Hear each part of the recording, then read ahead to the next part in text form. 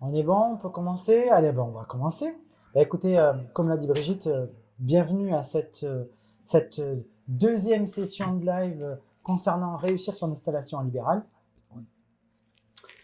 On avait quand même pas mal parlé la première fois. Aujourd'hui, on va aller explorer d'autres champs pour vous donner d'autres nouvelles clés pour votre installation.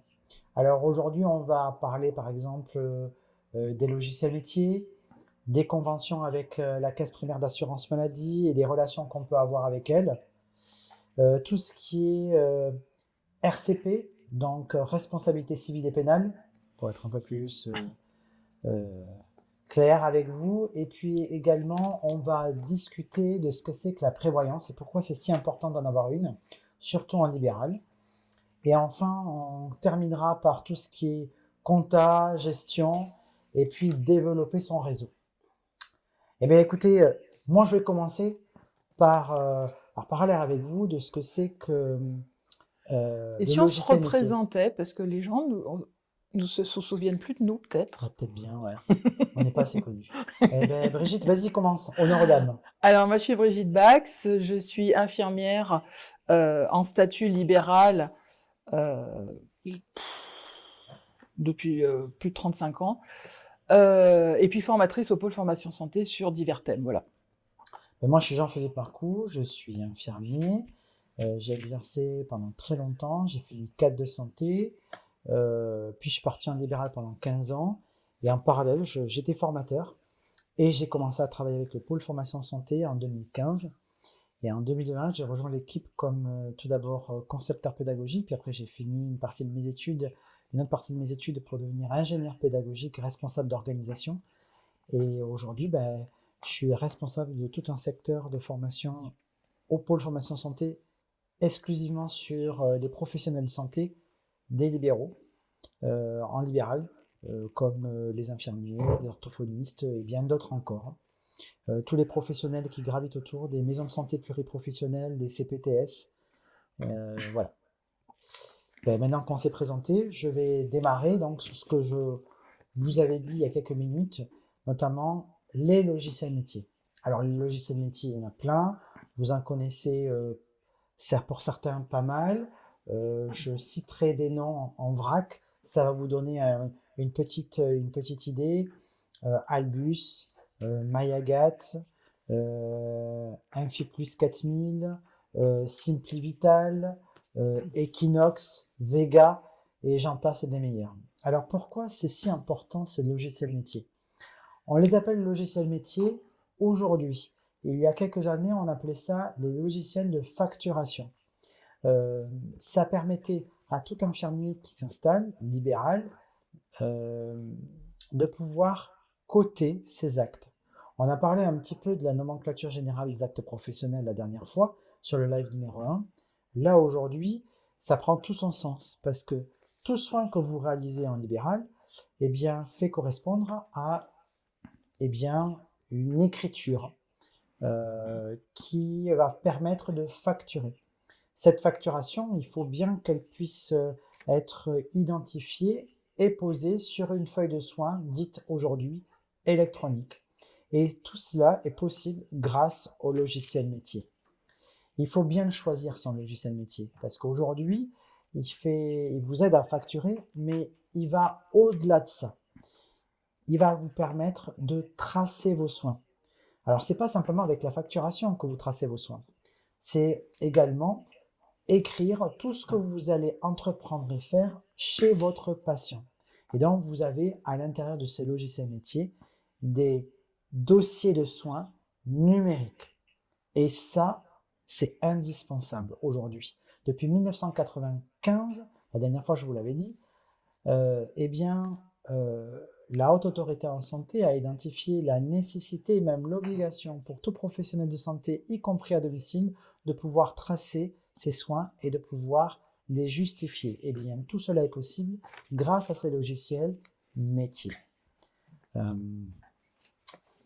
il faut bien faire attention quand vous les choisissez, qu'ils soient faciles d'utilisation, compris par tous, que vous ayez, pour beaucoup d'entre vous, eh bien, ce même logiciel métier parce que généralement, les logiciels métiers, une fois que vous tracez à l'intérieur, eh bien, vos collègues vont pouvoir voir toutes les traçabilités que vous avez mis. Et donc, vous avez des communications entre tous les différents dossiers de soins ensemble sur la même équipe. Et ça, c'est indispensable. Ces logiciels vous permettent, par exemple, que si vous passez chez un patient pour un traitement hypertenseur, je vous prends un exemple, à 8h du matin et qu'à 10h, le médecin vous appelle pour vous dire tiens, t'es passé chez madame machin, elle a combien de tension ce matin? Eh bien, grâce à ça, grâce à cet outil que vous pouvez avoir à disposition sur vos téléphones, tablettes et ordinateurs, eh bien, vous allez pouvoir aller rechercher cette information que vous avez bien notée lorsque vous êtes passé chez le patient, directement au médecin, sans aller fouiller dans des dossiers ni quoi ni caisse. Bien sûr, tous ces logiciels métiers sont conformes à une exigence majeure mondiale qui est le RGPD, donc la réglementation générale de la protection des données. Et ça, vous ne pouvez pas y couper, c'est indispensable. Pourquoi? Parce qu'on doit garantir un maximum de protection, bien sûr auprès du patient, mais c'est le secret également médical qui agit là-dessus. Et enfin, ces logiciels vont pouvoir vous donner l'opportunité d'être protégé si vous avez un contrôle des caisses d'organismes de l'assurance maladie. Parce que si vous tracez correctement vos soins à l'intérieur de ce logiciel métier, eh bien, il n'y aura aucun souci. Vous pourrez prouver eh bien, tous les actes que vous allez réaliser. Voilà, j'en dirai pas plus parce que c'est très complexe, mais c'est surtout que Brigitte maintenant va aborder la relation avec les caisses d'assurance maladie et justement elle va en reparler un petit peu. C'est tout. Donc c'est à moi. Donc là, effectivement, comme vous dit Jean-Philippe, je vais vous parler un petit peu des relations, qu'elles soient bonnes ou mauvaises, hein, de toute façon, il faut bien qu'on s'en contente, avec la CPM, la Caisse primaire d'assurance maladie, qui va également regrouper les autres caisses au niveau de la facturation. On a vu dans le premier épisode que nous avons fait là en décembre 2025 que la CPM nous accordait le conventionnement, d'accord? Mais bah, pas que, hein, elle n'a pas uniquement cet effet sur nous. Premièrement, la CPM, c'est un acteur central de vos revenus, vous, infirmiers libéraux, d'accord? Pourquoi? Parce qu'elle va constituer la principale source de revenus. C'est principalement à la CPM que vous allez facturer vos soins. Alors concrètement, la CPM, elle agit quand même, enfin elle intervient pour nous, les libéraux, à plusieurs niveaux. Premièrement, au niveau du remboursement des actes, hein, c'est le propos de ce jour. Deuxièmement, l'application de la Convention nationale des infirmiers libéraux de 2007, hein, qui a été revue un petit peu avec l'avenant 6 en 2019, qui effectivement va lister les actes que l'on peut demander en remboursement aux assurances maladie, en l'occurrence la CPM. Et puis, elle va aussi contribuer à pouvoir verser des indemnités journalières aux infirmiers et quelques compensations financières, on va le voir dans la suite. Donc la relation avec la CPM, eh ben, elle conditionne plusieurs choses importantes que j'ai notées. Premièrement, la régularité, la fiabilité et la prévisibilité des revenus. Par exemple, vous avez des patients chroniques qui sont affiliés à la CPM et pour lesquels vous allez recevoir des remboursements de la CPM, eh bien vous pouvez déjà anticiper en vous disant bah voilà à peu près combien je pourrais toucher éventuellement financièrement pour ces patients. La deuxième point sur lequel je voudrais attirer votre attention, c'est cette fameuse convention nationale, d'accord? Si vous êtes conventionné, on l'a vu ça pendant le premier épisode, si vous êtes conventionné, c'est que vous êtes d'accord, vous avez signé tacitement cette convention. Et c'est que vous êtes d'accord avec les tarifs que vous allez demander en remboursement à l'assurance maladie, d'accord? Alors il y a des infirmiers qui ne sont pas conventionnés, eux, ben ils ont les mêmes compétences que vous, si ce n'est qu'ils facturent aux patients et non pas à l'assurance maladie. Troisième point, ça va être la télétransmission. Je ne vais pas vous en parler aujourd'hui parce que ça sera le thème qu'on développera avec Jean-Philippe lors de notre prochain live, là, le 3e live. Et puis, la CPM, elle a également l'opportunité de vous offrir des dispositifs de soutien financier qu'on ne connaît pas toujours. Premièrement, les indemnités journalières. Depuis 2021, vous, les infirmiers, vous pouvez demander des indemnités journalières à l'assurance maladie. C'est une nouveauté, hein, parce qu'avant, il fallait attendre très longtemps, etc. Ça a quand même été une avancée majeure en termes de protection sociale. Et puis la CPM, du fait que vous êtes conventionné, va vous permettre de toucher un petit peu d'argent, d'accord, pour le fait que vous ayez l'obligation de télétransmettre, l'obligation de sécuriser les données de vos patients, tout ça, etc. Hein, c'est ce qu'on appelle, en gros, nous les infirmiers, on dit c'est l'aide à la télétransmission, et pas que, d'accord. Donc, tous les ans, si vous remplissez des conditions assez précises, dont on parlera la prochaine fois, eh bien, vous aurez un petit peu d'argent. Mois d'avril, mai, à peu près, ça tombe. Mm. Voilà. Vous avez également une aide si vous travaillez en exercice coordonné, les CPTS, les maisons de santé, d'accord. Et puis, si vous vous installez dans une zone qui est très sous-dotée, la CPM va vous aider financièrement, et c'est pas négligeable, hein. Par contre, derrière, il y aura des contreparties, hein, ça après, je vais pas développer tout ça. Ce qui fait que ces aides, elles peuvent aussi participer à la stabilité économique de votre cabinet, ça c'est important.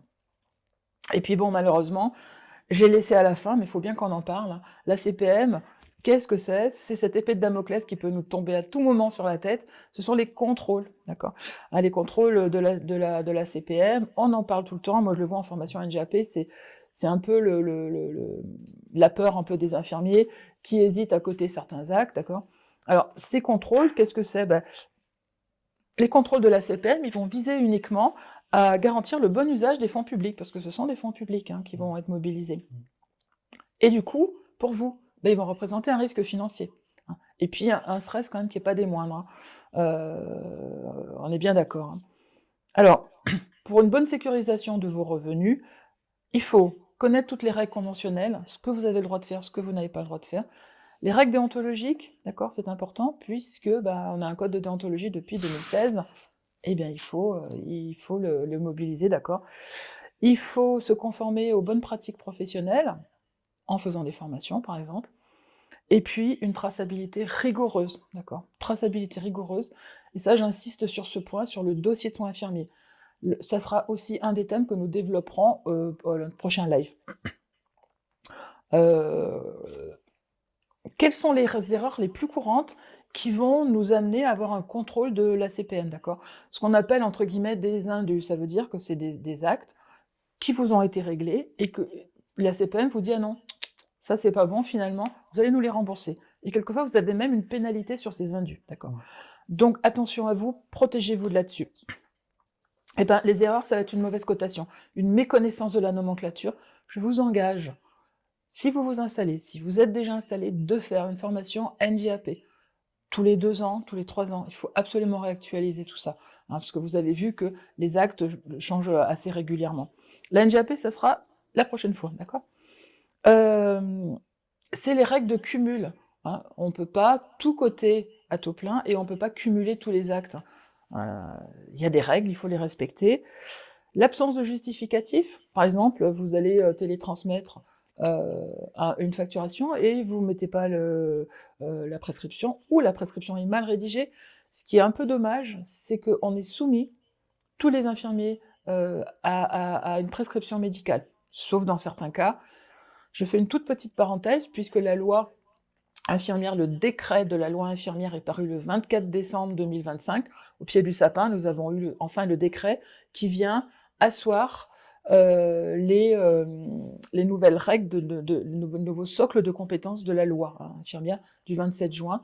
On attend simplement les arrêtés qui viennent nous dire ce qu'on peut prescrire, comment on peut le faire, dans quelles conditions. Hein, ça sera en principe, ça arrivera avant le 30 juin 2026. Et puis ces prescriptions, moi, tout au long de ma carrière libérale, ça a été un point noir. Parce que c'est des prescriptions mal rédigées par des médecins. Nous, ça impacte derrière, parce que des fois, on a un indu ou alors un refus de paiement, d'accord? Alors, qu'est-ce que je pourrais vous donner comme conseil pour vous sentir un petit peu plus à l'aise à ce niveau-là? Eh ben, c'est de vous tenir à jour par des formations, hein, par aller vérifier tous les avenants qui vont sortir au niveau gouvernemental. C'est de toujours vérifier votre facturation avant de télétransmettre, toujours. Parce que lorsque vous faites, comme disait Jean-Philippe, une erreur sur votre logiciel de facturation, ou votre logiciel métier, eh bien, quand vous allez renouveler la prescription, vous allez renouveler l'erreur. Et quelquefois, ça peut atteindre des sommes assez importantes. Peut-être en votre faveur, mais s'ils s'en aperçoivent, ça sera plus en votre faveur, hein.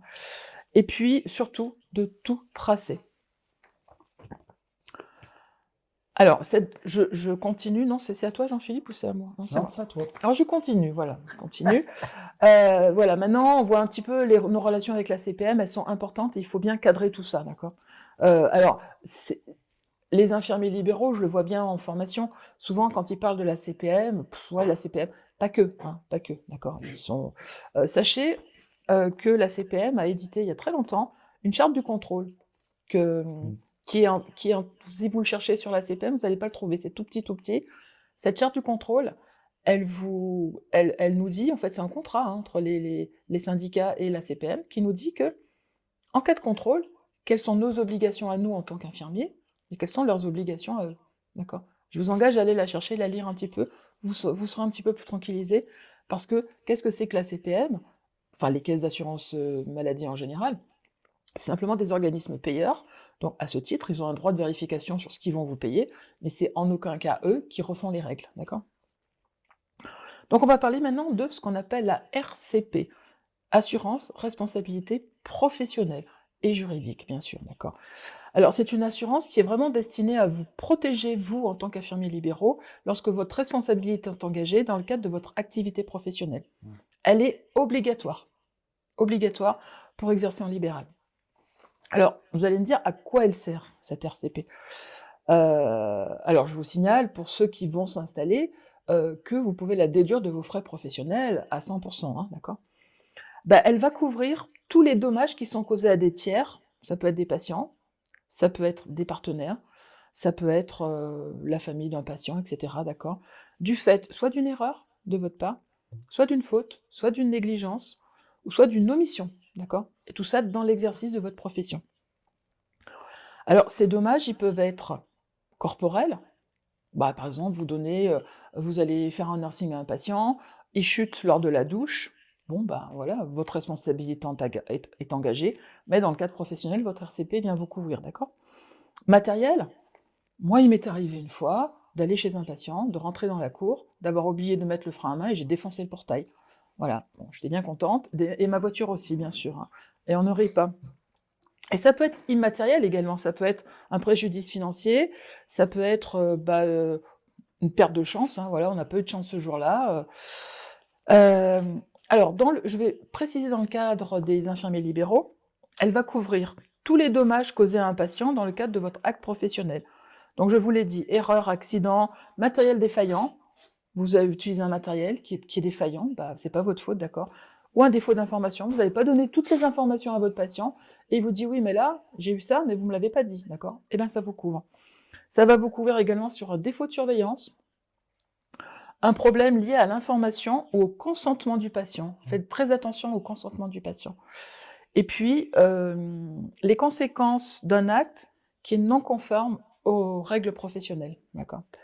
Par contre, ce qu'elle couvre pas, et ça c'est important, elle va pas couvrir des fautes intentionnelles. Bon, il y a des fois, hein, bref, 3 points de suspension. Elle ne couvre pas les actes qui sont en dehors de votre champ de compétences. Je vous engage à ce propos d'aller lire au moins une fois dans votre vie professionnelle votre décret de compétences, hein, sur le code de santé publique, voir ce que vous pouvez faire ou vous ne pouvez pas faire et sous quelles conditions. Et puis elle va couvrir également les sanctions disciplinaires ou pénales, elle ne couvrira pas également, excusez-moi, les sanctions disciplinaires ou pénales, d'accord? Si vous êtes engagé dans une procédure, soit avec l'ordre, soit avec la justice, vous ne serez pas pris en charge. Ah bon?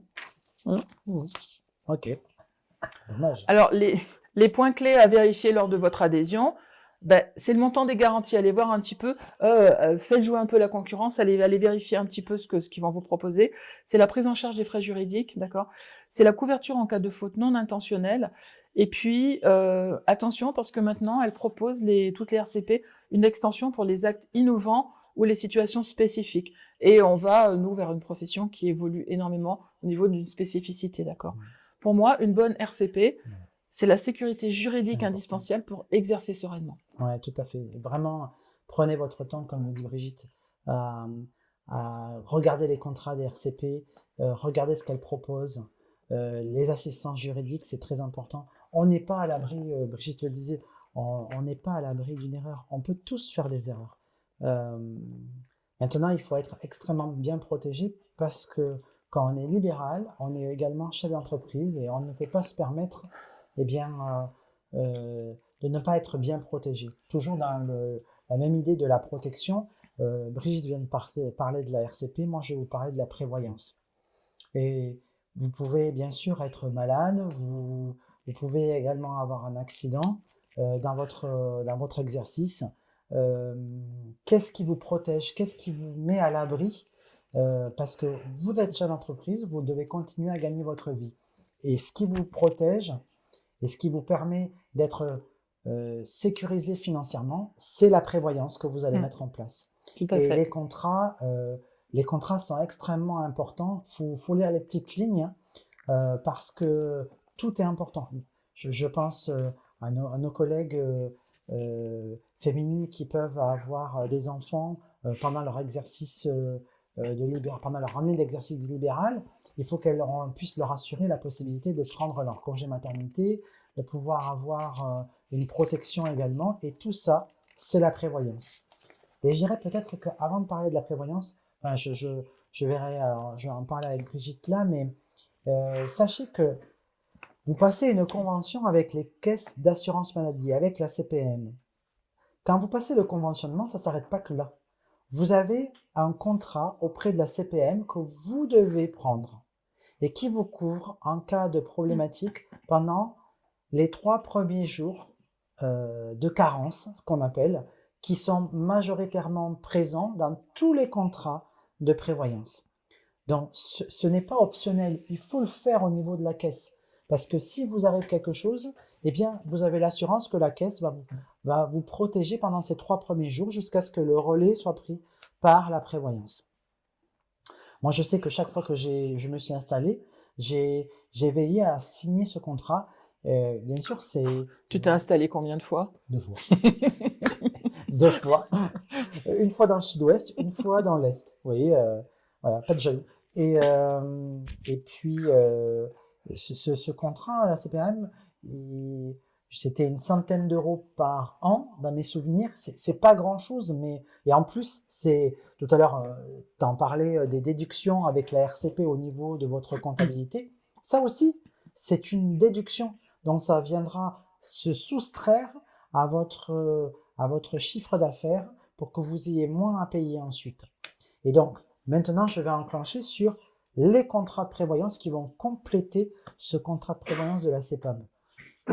Eh bien, je vous l'ai dit, un accident est vite arrivé et vous pouvez vous retrouver en difficulté pendant quelques temps avec un arrêt de 3 semaines, un mois. Et il faut bien que vous puissiez continuer l'argent. Oui, je parle trop, c'est ça? Non! Et donc, pour ne pas être fragilisé dans votre activité de chef d'entreprise, ces contrats sont indispensables. Et pareil, c'est déductible. C'est comme, on peut dire, c'est un filet de sécurité financier qui vous est donné en fait. Alors bien sûr, quand vous devez regarder les contrats, vous devez voir les franchises, vous devez voir les exclusions, les montants liés à votre invalidité et les montants qui vous seront donnés en cas d'incapacité journalière. Voilà. Une deuxième chose, une deuxième protection, c'est la mutuelle.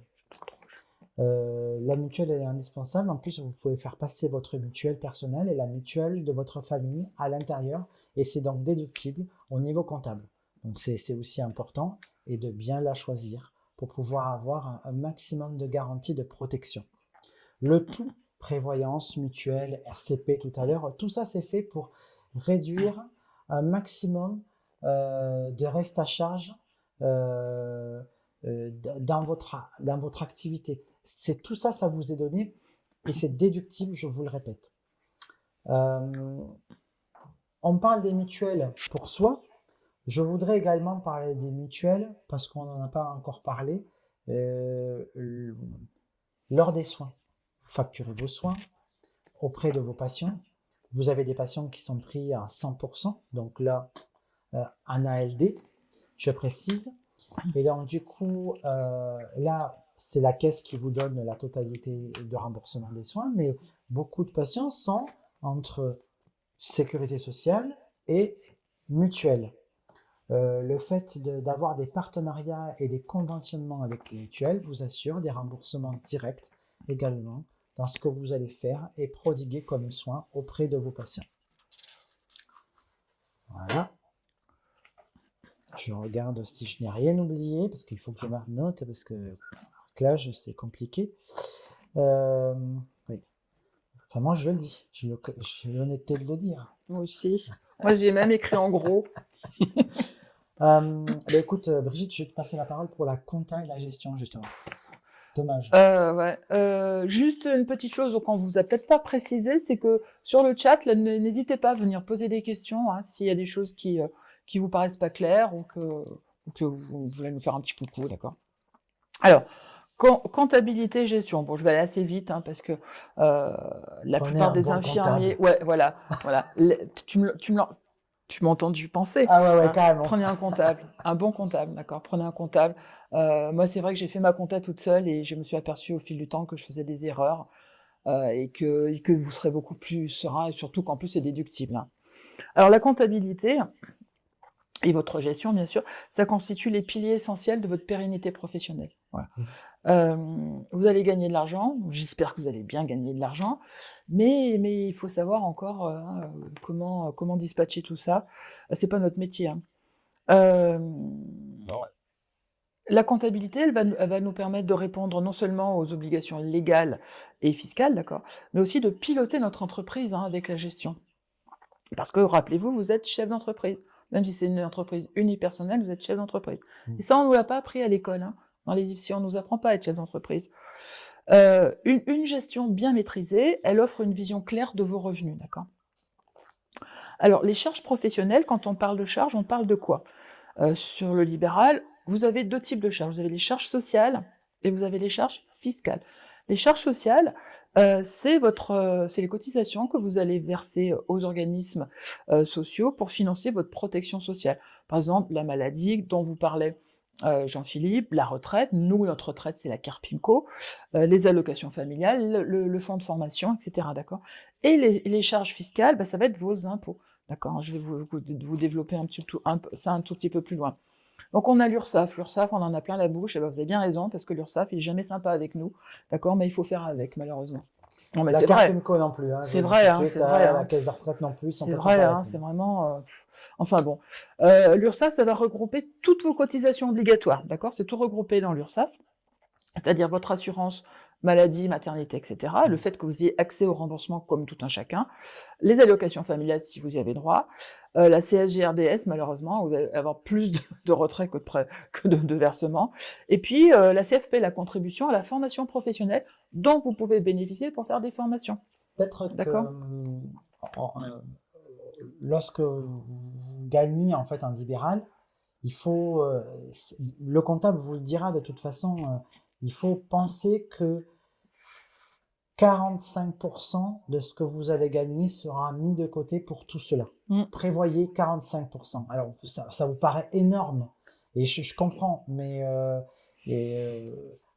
c'est beaucoup. Il faut penser que quand on est chef d'entreprise et qu'on travaille en libéral, il faut penser la vie autrement. Ce qui vous restera à la fin, en ayant enlevé mutuelle, prévoyance, tout ça, ça va être, c'est pas votre argent de poche, mais c'est votre reste à vivre. Voilà, exactement, tout à fait. Au-delà de l'URSSAF, qu'est-ce qu'on a? On a la Carpinco, d'accord. C'est notre caisse de retraite, pour nous, les libéraux, les kinés, etc. Alors, ces cotisations à la Carpinco, elles vont couvrir votre retraite de base, hein, que vous allez recevoir lorsque vous serez en âge légal de partir, la retraite complémentaire éventuellement, et puis le régime invalidité-décès, d'accord. Elles sont obligatoires, vous ne pouvez pas vous passer de Carpinco, et puis surtout, elles sont proportionnelles à vos revenus. Plus vous gagnez, plus vous payez. Et puis on va parler des impôts, hein, qui malheureusement sont là, hein, ils nous guettent. Alors maintenant, vous savez qu'il y a le prélèvement à la base, hein. Qu'est-ce qu'il couvre? Il est calculé sur votre bénéfice professionnel, hein, ce que vous allez à la fin pouvoir déclarer. La CFE, qui est la contribution foncière des entreprises, que vous payez obligatoirement, que vous soyez remplaçant ou non, d'accord? Et puis, éventuellement, en fonction de vos statuts, la TVA. Bien souvent, elle est exonérée de TVA en tant qu'infirmier libéral, d'accord? Toutes ces charges, elles sont anticipées et provisionnées. Ça veut dire que tous les Mm. mois, ou tous les trimestres, vous allez payer, d'accord? Et ensuite, à la fin de l'année, vous avez une régularisation de toutes ces charges. L'intérêt de suivre sa trésorerie de très près, c'est que vous allez éviter les surprises en fin d'année. Oui. Puisque, regardez les impôts, vous pouvez moduler un peu votre prélèvement à la source, vous pouvez... hein. Donc, un suivi de votre trésorerie permet de pouvoir anticiper les charges, d'accord? Et de pouvoir provisionner les paiements, parce que ça, il faut avoir des sous sur son compte. C'est sécuriser l'argent qui est réellement disponible, d'accord? Du coup, vous allez pouvoir avoir une gestion, alors je dis pas quotidienne, mais au moins bimensuelle quand même sur votre... C'est prévenir des difficultés financières. Parce que vous allez avoir des appels de cotisation. Il faut faut que vous ayez des sous sur votre compte, hein. C'est pas le tout de faire la fête, hein. Et puis, et puis, Non, non, et puis c'est d'ajuster votre activité, d'accord? En fonction de ce que vous pouvez, par exemple, vous dire, là, j'ai besoin de plus d'argent, je vais aller un petit peu au-delà, d'accord? Ouais. En pratique, ça va vous servir à distinguer votre chiffre d'affaires et votre revenu, de mettre de côté les sommes qui sont destinées aux charges, de suivre régulièrement les entrées et les sorties d'argent, d'accord? La stabilité financière, elle passe par une bonne anticipation. Je repasse la parole à mon collègue. ouais. Elle est là. Qui va vous parler des réseaux. Ah ouais, alors c'est intéressant. Tout ce que Brigitte vient de dire va alimenter ce que je vais vous parler des réseaux. Il y a quelqu'un qui veut faire un post là sur Angel M, quelqu'un se reconnaîtra en tout cas, qui va bientôt commencer la formation réussir son installation libérale que nous avons mis en place en fait. C'est tout ce que l'on vient d'évoquer, le live numéro 1, celui-ci, le live numéro 3 qu'on fera également.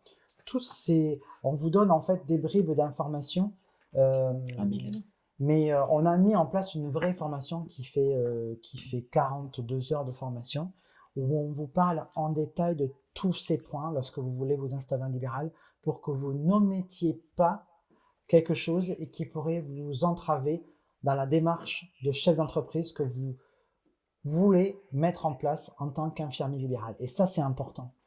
Il y a des formations pour les IBOT, pour les IAD, pour les cadres de santé, pour les PUR, mais rien n'a jamais été fait pour les infirmiers libéraux. Et nous avons décidé de la mettre en place. Et en plus, la cherry on the cake, c'est...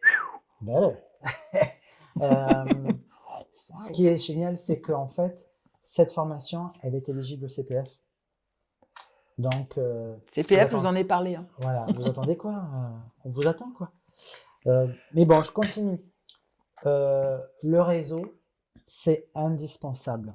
Vous voyez plein de choses sur les réseaux actuellement où on vous dit que les infirmiers libéraux, c'est compliqué aujourd'hui pour vivre, etc.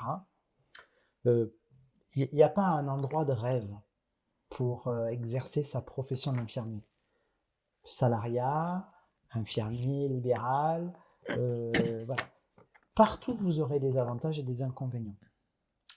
Quand vous êtes en libéral, le maître mot, c'est travailler en réseau. Si vous voulez juste rester pépère dans votre coin et faire votre petite tournée, à rien faire d'autre, ça va être compliqué, je vous assure. Mais que ce soit avant ou aujourd'hui, c'est pareil. Aujourd'hui, le maître mot, c'est travailler en coopération, travailler en coordination. Et le réseau est indispensable. Quand on parle de réseau, on parle de quoi? On parle de travailler avec des médecins, collaborateurs. Je suis bien clair là-dessus. Les infirmiers ne sont pas les petites mains des médecins. Non. On est des véritables collaborateurs. Il y a des soins qu'ils ne savent absolument pas faire, comme nous, bien sûr, nous ne pouvons pas faire ce que font les médecins. Et c'est cette complémentarité qui amène le plus de satisfaction aux patients, parce qu'on est bien d'accord que c'est le patient qui est au centre de tout. Également, l'autre réseau, c'est les pharmaciens, c'est les autres professionnels de santé, c'est vos collègues infirmiers libéraux, c'est pas des concurrents forcément, c'est aussi, on peut très bien travailler en totale intelligence avec eux sur un territoire donné. Et pour cela, aujourd'hui, le gouvernement, depuis quelques années, a mis en place certaines choses. Les maisons de santé pluriprofessionnelles, les CPTS, les communautés professionnelles de santé sur un territoire donné. Eh bien, tous ces mots, si vous ne savez pas toujours bien les définir, ben, venez dans notre formation, on va vous expliquer ce que c'est. Et surtout, développer son réseau. Je vous promets que si vous développez un réseau avec les hôpitaux du coin, avec les cliniques, avec les prescripteurs, eh bien, vous allez faire vivre votre cabinet. Mais pour cela, il faut... bien, hein. Voilà. Ah ouais. Tu causes bien, je cause bien. Et pour cela, il faut avoir une véritable démarche de chef d'entreprise. Enfin, je ne sais pas ce que tu en penses, mais... je suis complètement d'accord avec toi. Cet entretien, c'est pas... il n'y a pas de collusion là-dedans. Il n'y a pas de... Il n'y a pas essayer d'attirer toutes les prescriptions vers soi, mais c'est travailler en bonne intelligence sur un village, une ville, un arrondissement, intelligemment avec tous les prescripteurs et les autres professionnels de santé. Et si vous avez un maillage correct, ça prend du temps, je vous l'accorde, ça prend du temps, mais ça marche. Ça marche. Je partage simplement une expérience personnelle. Lorsque je me suis installé la deuxième fois, eh bien, les 3 premiers jours, je les ai consacrés à contacter tous les prescripteurs, prendre contact avec les hôpitaux, prendre contact avec les HAD, avec les centres de soins et avec les pharmacies du coin. Eh bien, au bout de 15 jours, j'avais 40 passages par jour. Mais on a entretenu ça ensuite avec ma collègue très régulièrement et on a toujours été un cabinet.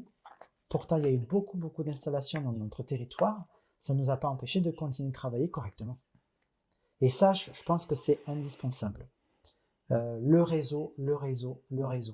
C'est pas simplement votre façon de travailler et de bien travailler. Ça, c'est votre valeur ajoutée et ça fera parler vos patients avec d'autres patients. Et ça alimentera votre réseau aussi. Mais le vrai réseau, c'est avec les autres professionnels de santé. Peut-être on s'achemine vers la conclusion. Peut-être qu'on peut la faire ensemble, la conclusion. Ouais. Alors moi, déjà, je voulais remercier Angel qui a mis un petit mot sur le chat, qui a hâte de commencer ce cursus, ce parcours d'aide à l'installation. Eh ben, Angel, vous allez voir Jean-Philippe et vous me verrez moi pour la nomenclature infirmière. Voilà, à bientôt. Moi, je vais juste vous remercier déjà d'avoir assisté à ce live. Et puis, la dernière fois, pour ceux et celles qui ont assisté au live précédent, on a vu les premiers pas indispensables au niveau administratif pour s'installer. Cette fois-ci, on voit vraiment cette gestion qui doit être extrêmement rigoureuse. Et la prochaine fois, on va terminer cette saga, on va dire, par le 3e épisode. Donc on sera pas sur le Seigneur des Anneaux, mais on sera sur le Seigneur de la NGAP, d'accord ? Puisqu'on va parler de la NGAP, de la télétransmission, et Jean-Philippe, probablement, c'est lui qui prendra la parole, le dossier de soins infirmiers qui est indispensable, voilà. Donc si vous avez des questions, allez-y, et je laisse le mot de la fin à Jean-Philippe. Merci Brigitte, voilà, effectivement, dans le Seigneur des Anneaux, et effectivement, tu as raison, c'est bien une saga, c'est bien 3 épisodes et même plus encore. Hein. Il y en a 3 autres aussi, mais si on devait retenir un truc dans le Seigneur des Anneaux, c'est bien l'anneau. Et cet anneau-là, eh bien, on vous l'offre et c'est cette formation complète. Et je pense que vous pouvez vous en saisir pour ceux qui veulent s'installer en libéral, parce qu'on vous donne toutes ces clés. Alors, on peut pas tout donner en 43 heures, en 42 heures, on peut pas tout résumer en quelques minutes, c'est pas vrai. Mais on a essayé avec Brigitte, pendant le live 1 et 2, de vous donner un petit peu un champ du possible. Et puis surtout, quelque chose qui doit être retenu pour le live numéro 2, c'est vraiment cette gestion rigoureuse. C'est vrai, tu as raison.